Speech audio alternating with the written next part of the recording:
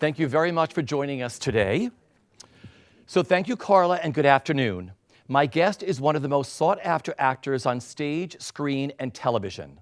In London, he is known for such shows as The Importance of Being Earnest, Flare Path, The Pride, She Stoops to Conquer at the Royal National Theatre, Posh at the Royal Court, The Changeling at the Young Vic, and The Prince of Hamburg at the Dunbar Warehouse. His film credits include The Little Stranger, About Time, The Hollow Crown with Patrick Stewart, The Deep Blue Sea opposite Tom Hiddleston, In the Loop with Tom Wallander, and La Vie en Rose opposite Marion Cotillard. Oh, yes. On television, he is known to millions of fans as Bertie Pelham on Downton Abbey. Downton Abbey fans? And as Martin Charteris on The Crown. And now he is making his eagerly awaited Broadway debut, wowing critics and audiences alike as Henry Higgins in Lincoln Center Theater's glorious new production of Lerner and Loewe's My Fair Lady. Please welcome Harry Hadden-Paton.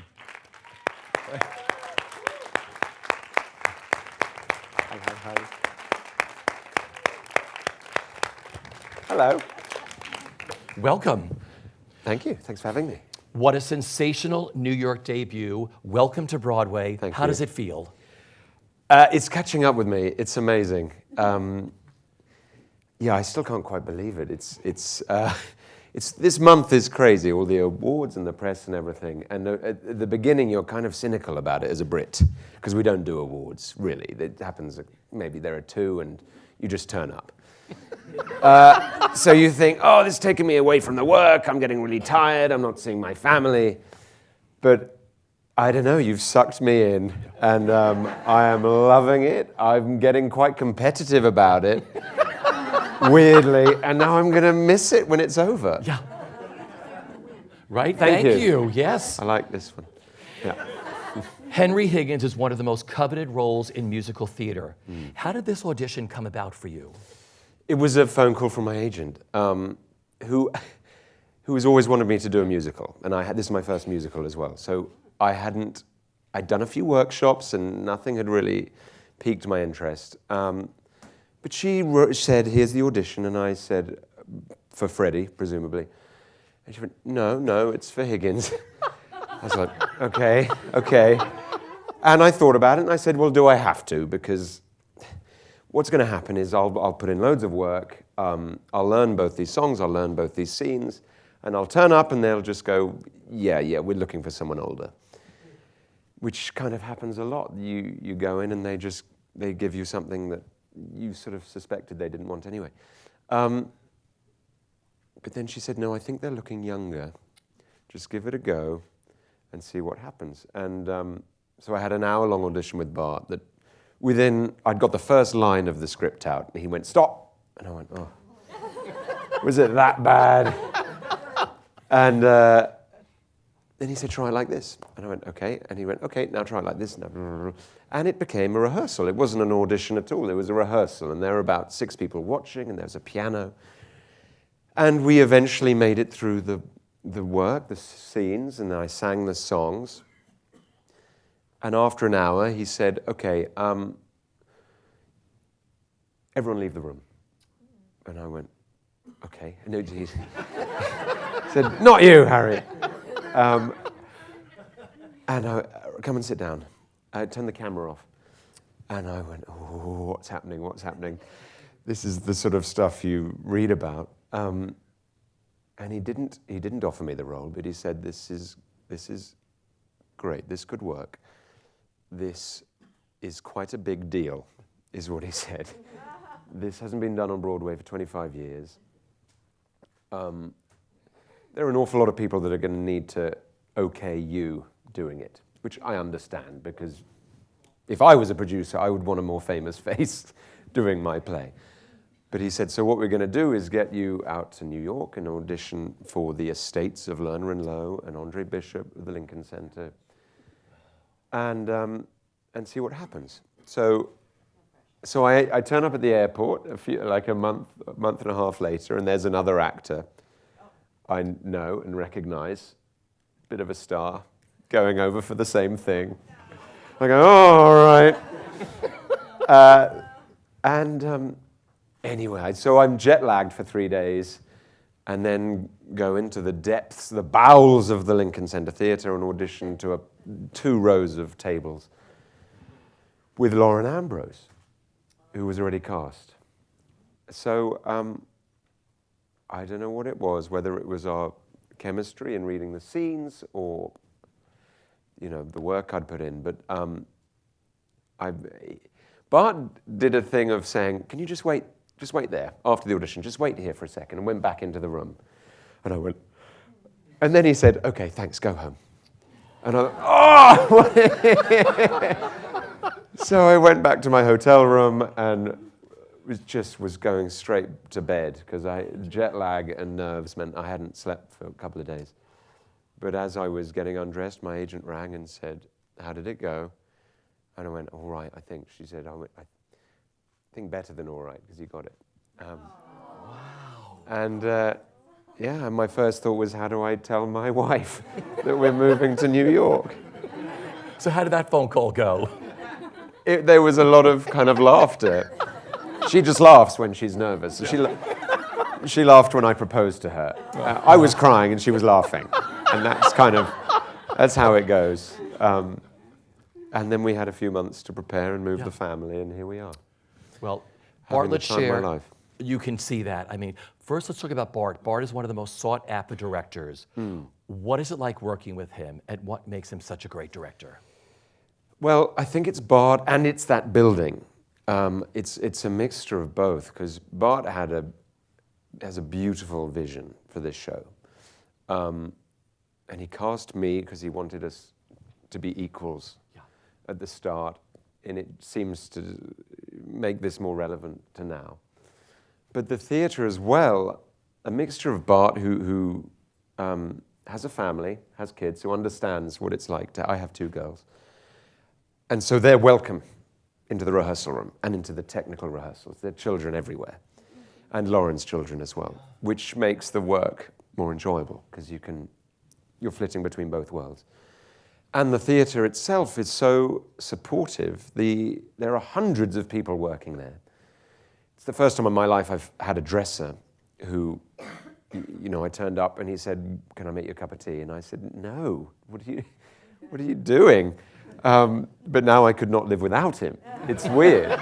It's really weird. And you know, in the UK we're very self-sufficient, but as a result it's hard to focus on the work. And they've created a building where anything is possible because you're so supportive. There are hundreds of people working for this show, and they're all focused on this show. And it's magical because you then have the freedom to play and be creative and imaginative, and you feel like anything is possible. No one's going to belittle you for trying something fresh or, you know, crazy. So hopefully the work that has come out of it is a result of, you know, everyone saying, yes, you can, you know. Yes, you can. It starts with everybody saying the same thing. Yes, you can. Yeah. That's beautiful. You are working with some of the greatest actors in this production. For those of you who have not seen it yet, you must go up to Lincoln Center, and for those of you who have, you know what I'm talking about. What is it like sharing the stage with Lauren Ambrose, Diana Rigg, Norbert Leo Butz, Alan Corderer, the list goes on? They're very different actors and performers and people. So it's, firstly, it's an honor to be up there with all of them. Lauren and I now share something quite deep. You know, we probably surprised a lot of people but we were both cast for it, and we're going through it together, and we both have our families, that our daughters are best friends who've been moved from their home into New York. So we have a deep bond there now, which is lovely, and we can look into each other's eyes, and we have a shared history like Henry and Eliza do towards the end of the play, you know, everything they've been through. Lauren and I are going through at the same time, so that's lovely. Being with Norbert, having him in the rehearsal room is a dream for 2 people doing their first musicals, because he knows what he's doing. So I would watch Norbert rehearse, Get Me to the Church in Time or something, and I go, okay, this is you know, he's making it look easy. because he's a magician. He kind of glides through the space, and he also has 30 people in the ensemble come in and support what he's doing. So I then turn up to do one of my tricky songs, and I'm on my own, and I'm reaching for an ensemble, going, where are the guys that are going to help me out? But I'm just blessed to have these people with so much experience. And Diana, what an inspiration she is. She's has a significant birthday coming up. But she works as hard as anybody. Every night she comes off stage after the scene that just precedes Ascot, I'm waiting in the wings for her to come off, and she is in there like a terrier, dissecting that scene with Alan Corduno, just ripping it apart and going, right, well, that worked because of this, and this worked because of that, and if we run these lines together, then we'll get more of a response there. And she's like, her brain is ferocious and, as I said, inspirational. That's really why I chose acting over singing when I was 20-something, was that there's a career there that if I can be acting at that age and working as hard as she is, then that's my dream in life, really.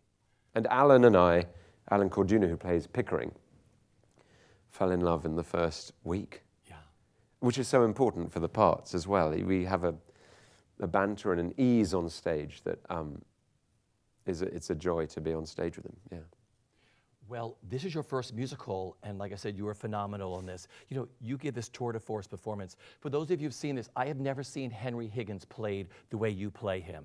Not only, I always thought it was Eliza's transformation in My Fair Lady, but your Henry Higgins goes through a transformation too, that I had never seen before. You know, I love that scene that you have with your mother, Diana Rigg, when you realize you're in love with Eliza, and you don't know how to comprehend it, which I think is phenomenal. There's so much emotion and so many different feelings going through your performance in that. Well, I think she realizes it before Henry does. And I don't know, it's interesting you say he's in love with her, because I've never pinpointed it. Yeah, no, you don't. I think the key for this, and Bart and I spoke a long time about this character, is that he is passionate and obsessive about the work, about phonetics,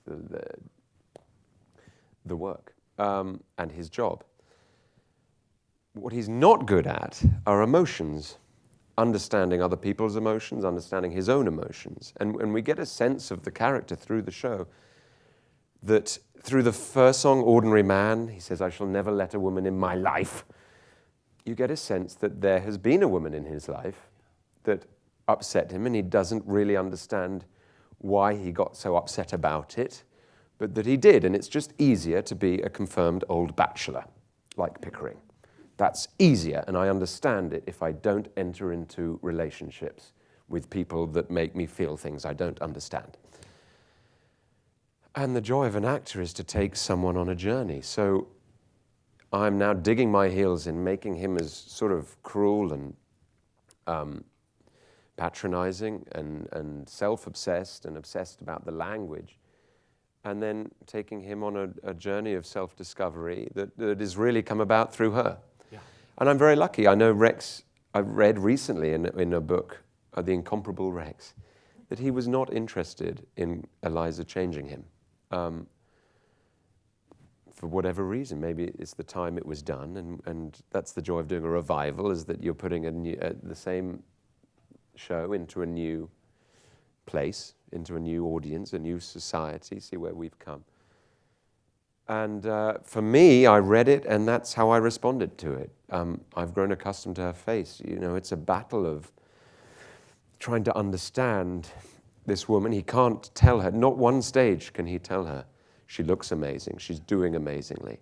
He says to his mother, she picks it up in a shot, and you can see that it excites him, but he never says it to her. When she comes in for the ball, Pickering asks, don't you think she looks lovely? And he says, not bad at all. Which is the best compliment he can pay, because he doesn't have the facility, and that's what you get at the end, is the frustration, the conflict of how he feels and how he is programmed, how he's able to communicate. And there's a final moment in this production where he's caught. He doesn't know how to communicate. You also make him quite charming, too.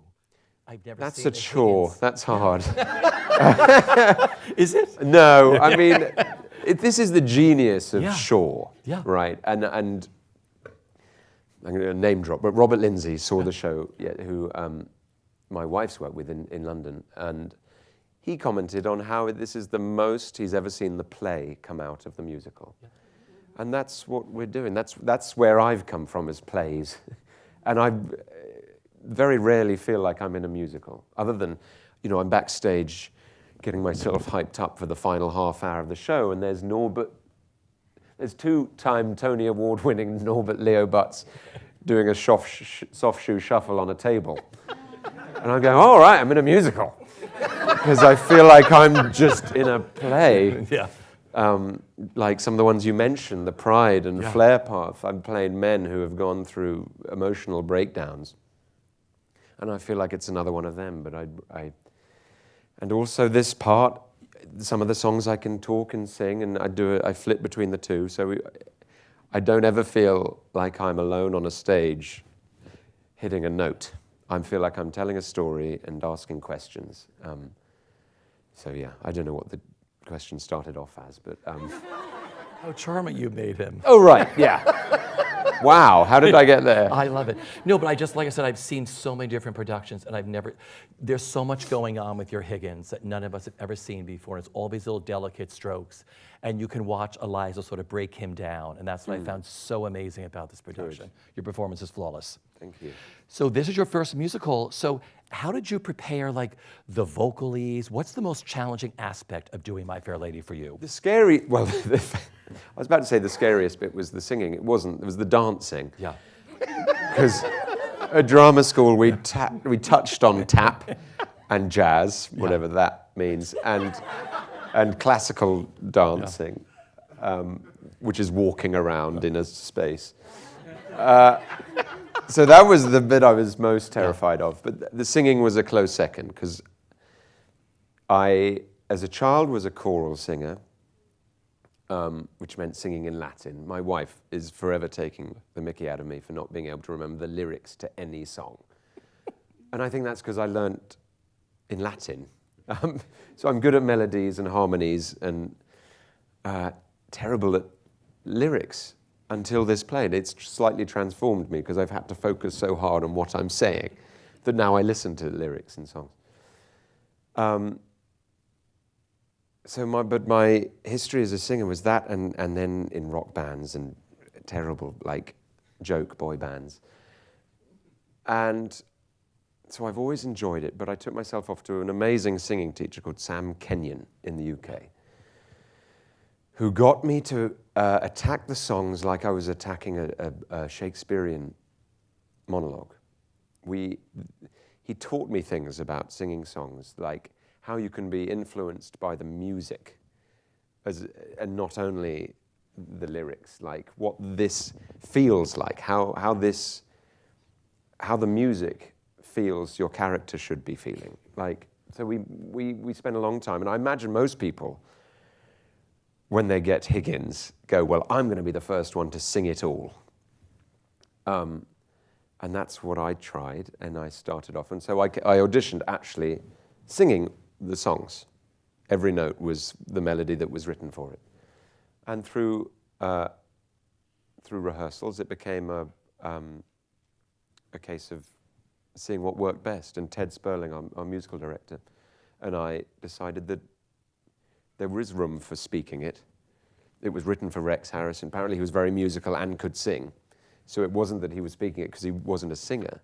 I think it speaks about the character. I think it shows him as a professor of linguistics. It sets up an interesting contrast with Eliza. And it helps with the sense as well. So that was the most daunting bit, was the singing. And some of the songs are repetitive. Yeah. I know Rex had trouble remembering some of those verses, and if you were in our previews, you would have heard a lot of new lines. But they're more or less in there now. Thank goodness. Touch wood. Somewhere. Well, let's go back to the beginning. Growing up, you just touched on this. Where did your love for performing begin, and what were your earliest creative outlets? It was in choirs. Yeah. It was. I was very shy. I had language teaching. I had to be taken out of class at nursery school to be taught how to say "she sells seashells on the seashore" and stuff. I remember that very clearly, thinking, "Why am I here on my own?" And apparently, I just mumbled my way through life. And then I was in a choir, which, okay, you grow confidence singing with other people. This is when I was 8, 8 through to 13. And this school I was at, or this choir I was in, really, for some reason, I don't know who started it, but we all enjoyed belting it. And it was a chance, being hidden by other voices, to start belting my voice. And as I moved up the school, I started getting noticed and started the odd solo, and that led to singing, being the head of the choir, and doing the leads in the musicals at this school. When I was 13, I did. If anyone's done it, it's called Jacques Offenbach. It's by Jacques Offenbach. It's called Les Bavards, the Chatterboxes, a light opera that no one's ever heard of. But, I did that, and people were very nice, and my confidence grew, and so through my next school, I was in the choir, and then my voice broke, and I started doing other bands instead. All right, we have to talk about your boy band period. Yeah. Spunk? Spunk. That was his boy band. But that was a sort of piss take, if that's, that was not, I was not taking myself too seriously with this one. In fact, the school wouldn't let us call it Spunk. Yeah. So when we performed at school to the assembly, they made us change the name to Squirt. Which is worse, right? They let that one go through. They let that one go through. But we had one huge gig at the Hammersmith Palais to thousands of people. And I felt like a superstar for one evening. But we were doing like covers. We were just miming some of it. Yeah. But I had other bands. I had a blues band and a rock and roll band and stuff that I fronted. And it was much more musically sound. Do you have your boy band on your resume? No. That one night at Hammersmith? No. The Hammersmith Ballroom? And if I were to mention the other people in the boy band, you won't have heard of them because they are now working in the city, or lawyers with proper jobs. Yeah, that's hilarious. Yeah. It was good fun, and other friends like dressed up in black tie and had fake earpieces as our bodyguards. It was a bit of fun. I love that. Yeah. What was that defining moment for you when you said, "I want to be an actor and try to make a living at this"? It really didn't occur to me as an option for years, till I was about. I went to university after school to study language. I did French and Spanish. My parents were very supportive of everything I did, but the one thing they said was, "Do what you like, but please just get a qualification." And I was best academically at languages, so I did French and Spanish for 4 years at Durham University, and within a week, I had seen a poster to audition for West Side Story. And I auditioned, I got the part of Riff, and did that. And throughout that 4-year period, I did a West Side Story, then did Judas in Jesus Christ Superstar, a Cookie in Return to the Forbidden Planet. And then Danny Zuko from Greece came along, which was like... Changed everything Through my childhood, I was like, this is it. But I'd reached a stage where I went, no, I'm done with musicals. I need to do Shakespeare because I want to be taken seriously. I don't know what I was thinking. So that was basically the last musical I did was Jesus Christ Superstar. But so I did it alongside my work, and I was panicking, going, what was I going to do? And I got a scholarship to see me through university as long as I went into the military afterwards, because that was where my father was in the army. I had an army scholarship. I thought, well, this is how it's going to be. I'm going to do 5 years in the army, and then I'm going to get a proper job. And at university, life happened. I was met with various tragedies, and I came to the conclusion that life is worth living, and I'm going to do something that makes me happy and that I enjoy, because I was aware of my mortality, I think, suddenly. So, but I'm quite heady, so I thought, well, I need to be told if I'm good enough, so I'm going to audition along with various other people. That guy that played Tony in the first West Side Story, he auditioned too, and I got in, and he got in, and I thought, well, this is fun. Now I'll go. But at that time I was like, it's got to be a business. It's got to be a work. I have to make a living out of this. So I'm only going to apply to the top two, RADA and Lambda. And I went to Lambda because I loved the audition process. It felt amazing. But I was still going, okay, I don't have to do this, but I've got in, so I might as well be there and see if I can make a career out of this. So I turned up, and within a week, I was like, okay, this is it. I was in a place where I was 24, 23, 24. There were 18-year-olds. There was a 30-year-old ex-Marine who was now an electrician. All different backgrounds. I'd lived quite a secluded life up to this point in very, surrounded by people who were like me. And suddenly I was not, and we were all united by this one love, this one enthusiasm for theatre and acting. And it was incredible. And that summer I went to the Edinburgh Festival with my friend Ollie, who was the original Tony, and we went through drama school together, and we put on shows at the Edinburgh Festival.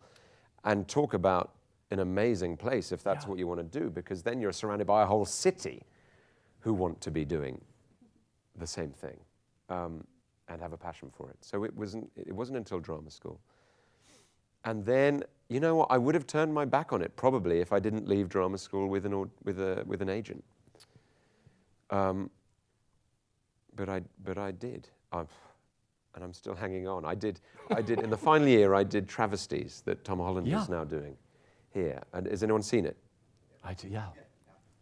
It's quite a part for a graduate drama student. There's a 20-minute monologue at the beginning, which is the best showcase you could ask for. And so I did that, and I got agent interest, and my first job was La Vie en Rose. We're going to get into that next. Out Good of transition. his agent, no, great transition. Your first big screen role was appearing opposite Marion Cotillard in La Vie en Rose.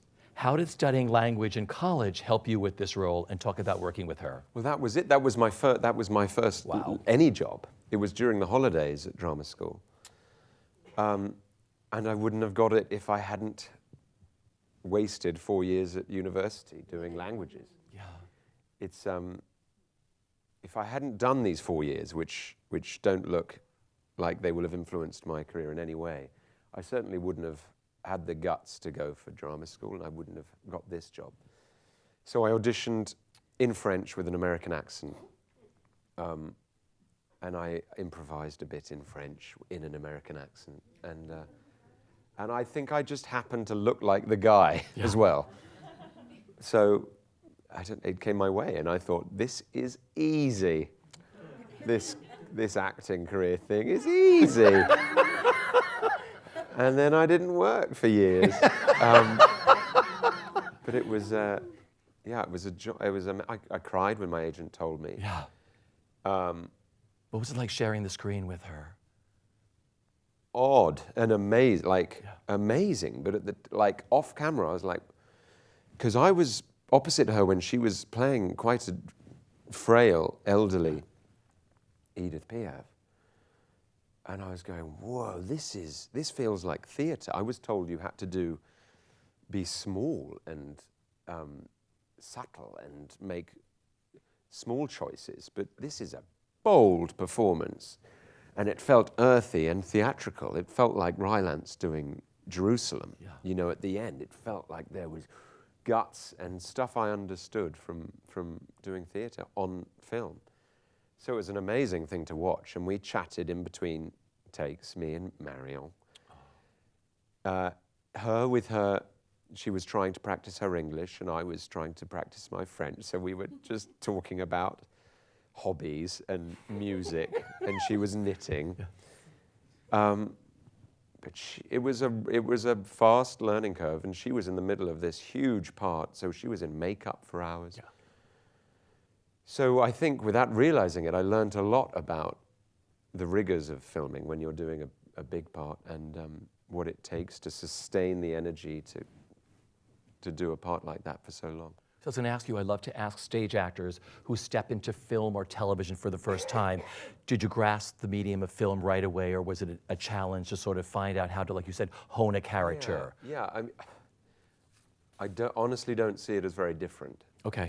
It's a matter of turning the volume up, I suppose. It's the joy of film and TV is that you don't have to, the person at the back of the stalls doesn't have to hear it. So it's less taxing on the body. This doing Higgins is physically demanding. But ultimately you want to be having a conversation with the person like we are now. And that's what TV and film is. It's just you only have to talk to the person in front of you. But the thought processes and the technicalities of it are, the thoughts, the changing of thoughts is exactly the same as on stage. So I honestly don't feel it very different. But on film, there's always starts and stops. Like, you may not work for a few hours, and I'm going to be like, you're on the set in 10 minutes, and you have to pull your performance back up again, right? You have to maintain energy levels. You have to make sure you're not you're being too frantic in between takes. You have to be as good at the end as you are at the beginning. And that's a technical thing. And if you then really want to get into it, you start going back to the monitor and,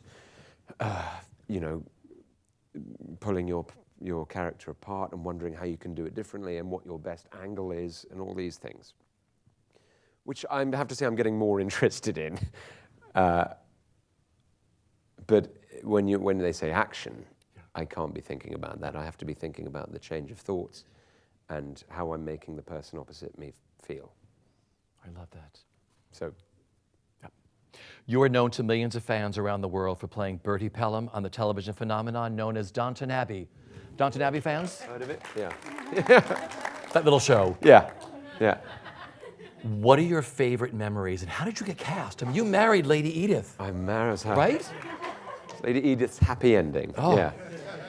I went through a whole box of Kleenex. I watched that episode at home. I went through a whole box of Kleenex. I was so happy. It was lovely. That you married her. That was the best like the end of episode a ever. Yeah, totally. Shakespearean comedy or something. Everyone was coupled off, and it was panto, but it was lovely. Favorite memories of doing Downton Abbey?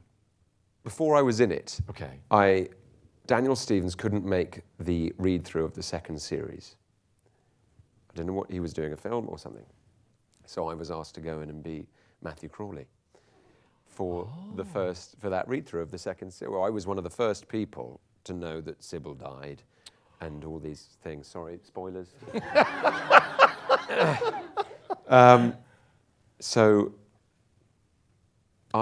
And they all were very complimentary, and I waited, and 5 years later, a part came along and they offered it to me. What's weird is that I had auditioned in subsequent years in series 3 and 4 for tiny roles, and had been, miffed that I didn't get it, but that's life, and maybe one day, I don't know why you don't get these parts. But then I just got offered Bertie, and they said, that was what the phrase they used, your Edith's happy ending. Like, you can't tell anyone, but the whole show is going to end with your wedding. So I've no idea what happened, but to be thrown into this juggernaut that I mean, they knew what they were doing by the time I turned up. And I was entering a world that was fully set up with relationships that had been through everything together, like Lauren and I now. Can you imagine those actors, some of whom had never done much before, going through the success of Downton Abbey together, and people leaving and relationships failing, and and they went through life for 5 years together, and so I was entering their world, and they were very generous and warm and welcoming, but I was a little bit like trying to make bad jokes and join the gang and were they having any of it? Myself. Yeah, no, they were lovely. And Laura Carmichael is a dream. She's the loveliest person, and looked after me, basically, because I didn't know what I was doing. But it was incredible. I'm so grateful that they trusted me with that role, and that's the history of my career, is great directors or producers have trusted me with roles that I would have thought they could get anyone for. And I'm very grateful that Higgins came my way.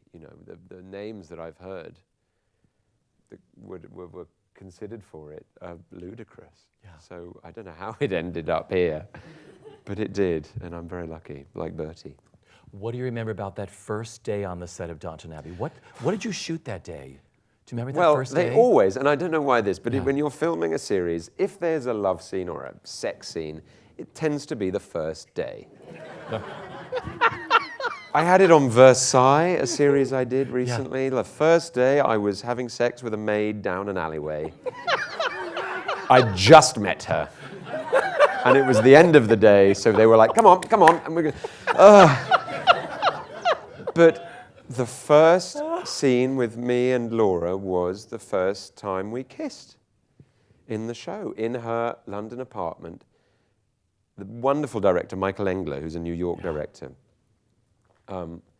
was doing it, and I was terrified.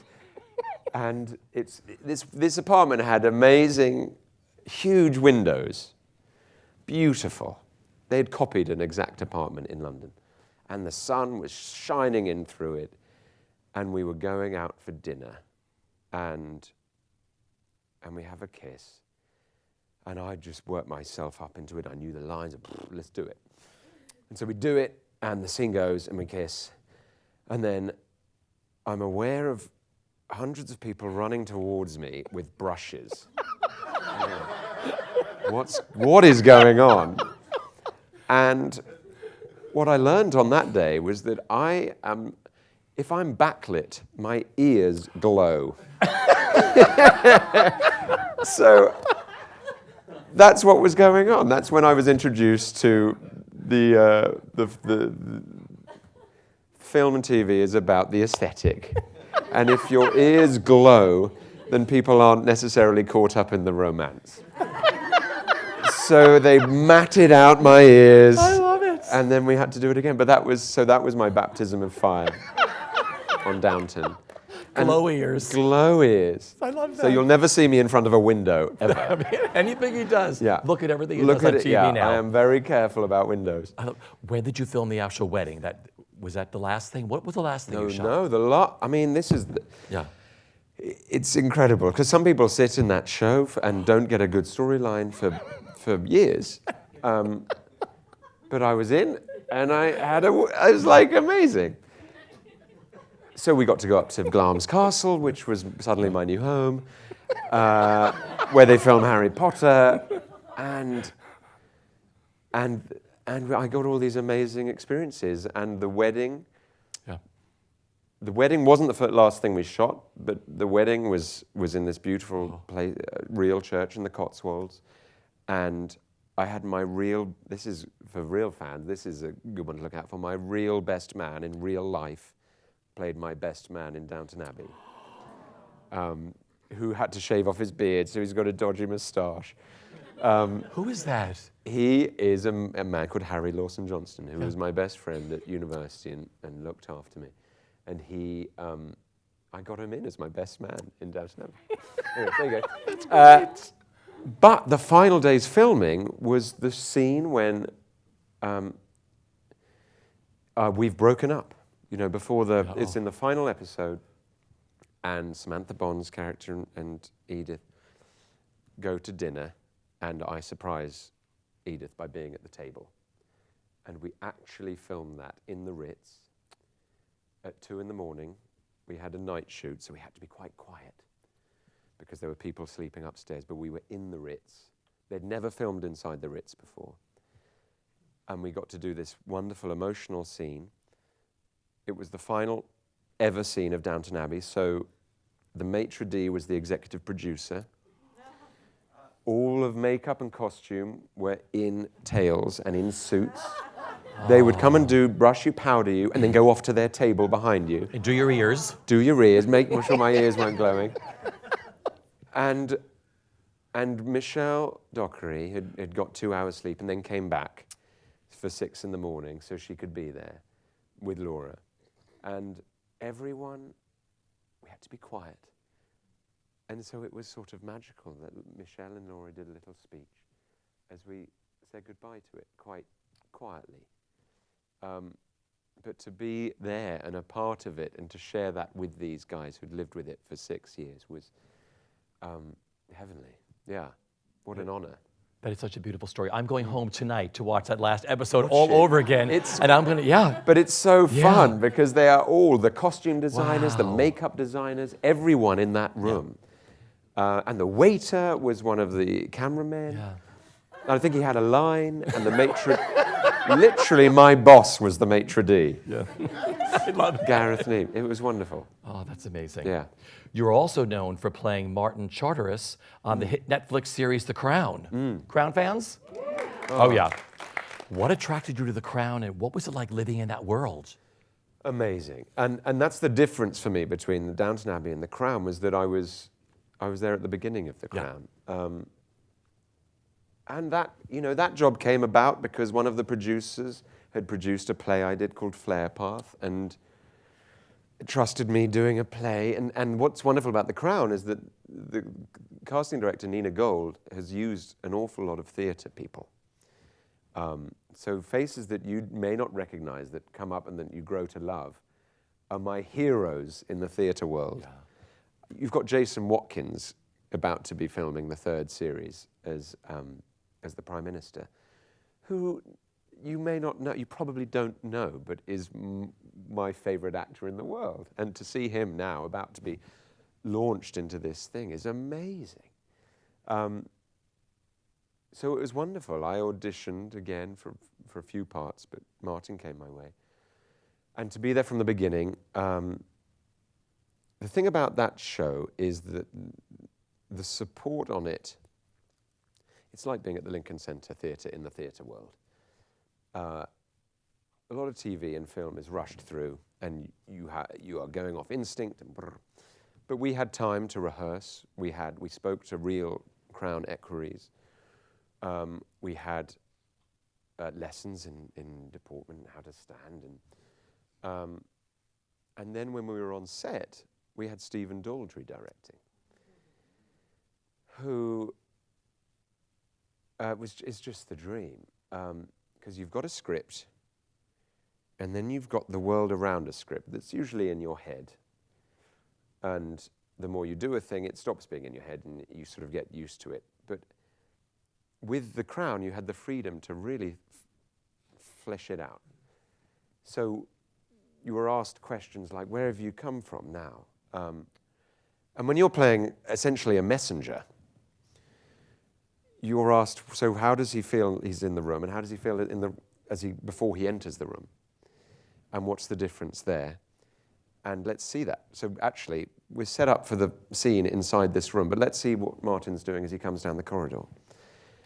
And on a show like The Crown, you have the resources to do that, to open it up and create a world. And the sets were phenomenal. We were filming in real buildings 200 meters from Buckingham Palace and in beautiful stately homes. But I felt like I was part of it. Every actor felt like they were contributing to this show, and it felt like a theatrical process, a rehearsal process. And what you get is obviously they had to cut an awful lot of it, but what you're left with is something that's dense and potent and rich, and I'm very, very proud to have been in it. Brilliant series. You're I'm very wonderful. jealous of the actor that's going to be playing Martin in the following series. Our audience consists of many actors and watching around the world, and a question that comes up a lot is auditioning. They say, I'm a good actor, but I'm not really good in the audition room. Are you good at auditioning? Were you always good at auditioning? And what advice would you give to actors?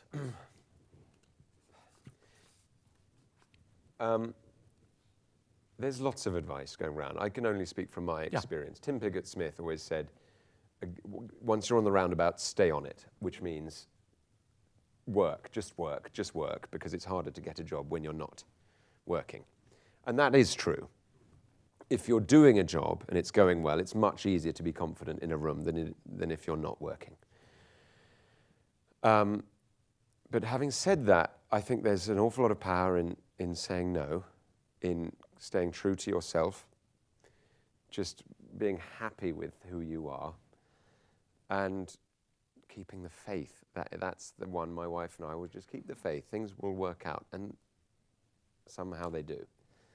Have until now.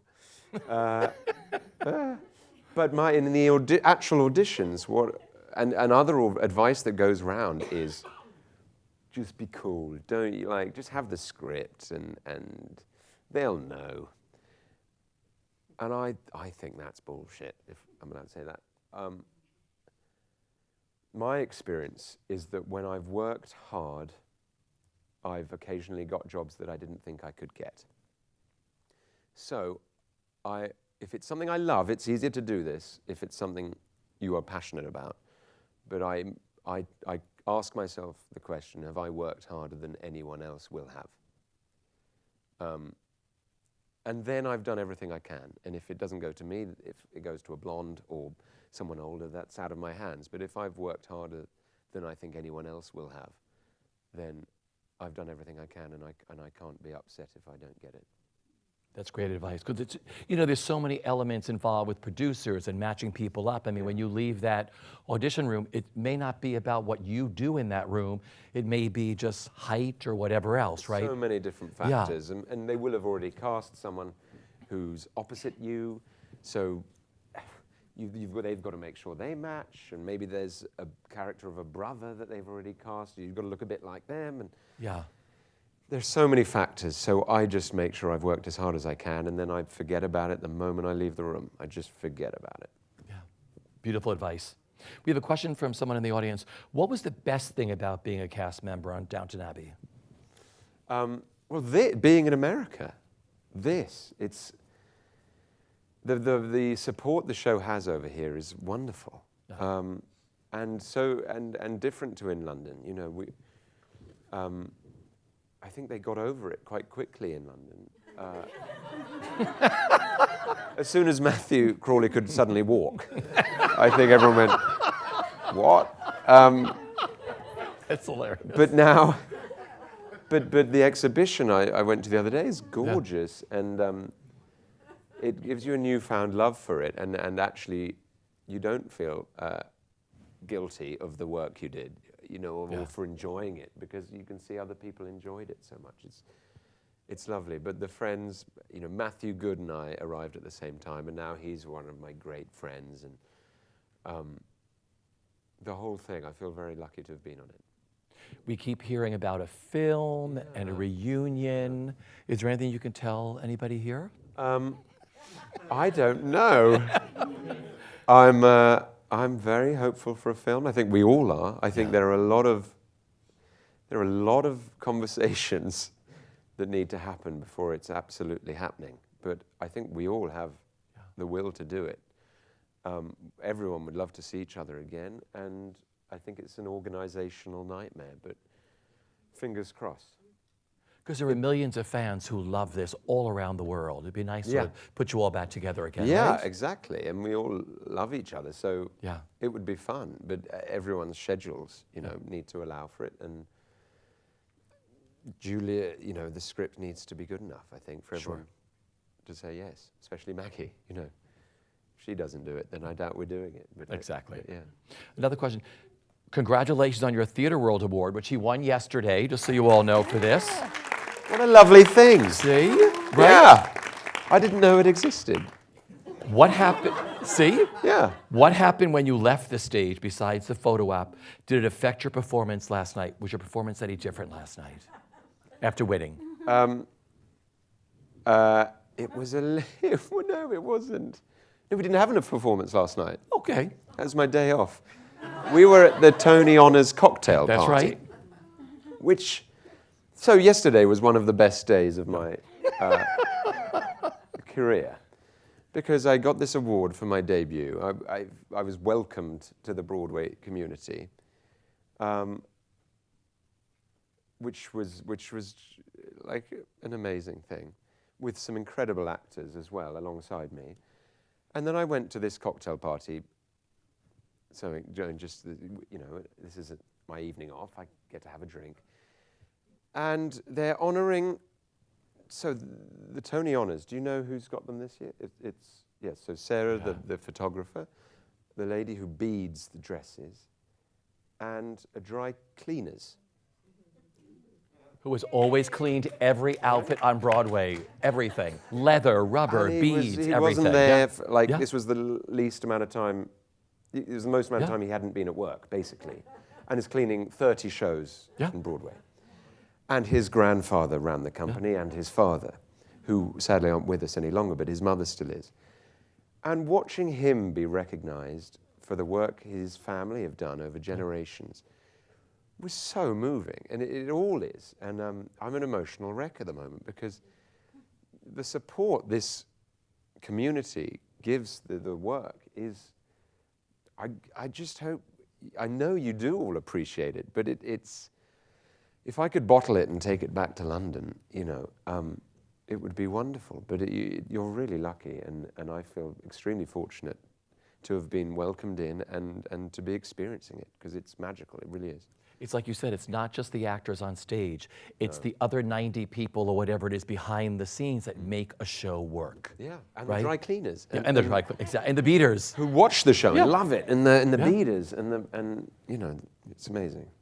Another question is, The Crown often used flashbacks to earlier times. So is there any hope that the original cast, including you, I know this question. I know, I hope so. will some of you come back in future episodes? You think you'll be in The Crown? I'd be there in a shot, but I don't know. I don't know. We'll see. It's unlikely they're going to go, right, what was Martin up to 30 years ago? You never know. But, you know, you never know. A show of that scope and scale, I would love it. He's a wonderful character. My grandmother knew him. Not necessarily well, but well enough. And so I put a lot of research into him, and a lot of me went into him, but a lot of work on him. My grandmother said, this was days before I had a scene at home with the wife that I'm not sure made it into the series, but she said, he's a terrific knitter. He's very good at knitting. Is that yeah. I said, right. And apparently after the war, they were all given these hobbies like knitting and tapestry to take their mind off the horrors of war. Give them something to do, like a fidget spinner or something now. And so I taught myself to knit in like 2 days, and I said to Peter Morgan, the writer, he was a knitter, by the way. You might not have known this, but can I put it into the scene? And they went, yeah, let's do it. So there's a scene, maybe it made a DVD extra, I don't know, but there's a scene of me knitting whilst talking about a tutor. So I would love to revisit the role, and maybe they'd just take the wig off, age him up a bit, be fine. But we'll see. That's great. If you could sum up the best part of the experience of working on My Fair Lady, what is it for you? It's the moment, and this was so cringeworthy to a sort of a Brit. We don't like any of this, like everyone thinking too much of us.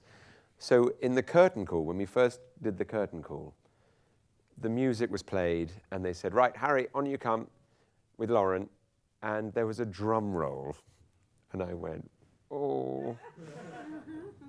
But that moment when I'm sort of almost, it feels like 100 meters away from Lauren Ambrose after we've just been through the show. We're in the wings waiting for our drum roll to come on. And we meet in the middle, and then we walk to the front of the stage holding hands, and there's lights and noise and applause, and it's very moving and wonderful. That's it, and we've got through it. You know what I mean? Henry's got through his journey, it's hard work, but that moment always makes it worthwhile. Yeah. My final question is, what is the best bit of advice that you've been given, either personally or professionally, that you live by? I think it's from my wife, like every day, keep the faith. Like, we're not particularly religious people, but it's having a belief, a self-belief, and a trust that it will work out. Because there are highs and lows in this business, and November last year I was unemployed for 3 months at a time, and I had 2 kids to feed, and you go, where's this going to come from? But it has, and I'm very, very grateful that it has. And now you're starring on Broadway. Yeah. Phenomenal as Henry Higgins. How did it happen? Nominated for a Tony Award Sunday night. I want to thank you for your beautiful performance. Thank you for your time this afternoon, sitting with us, all of us here. This has been really wonderful. Thank you. I've spoken about myself an hour. It flies by really fast, doesn't it? It's quite nice, like therapy. Ladies and gentlemen, Harry Hadden-Paton. Thank you. Thanks.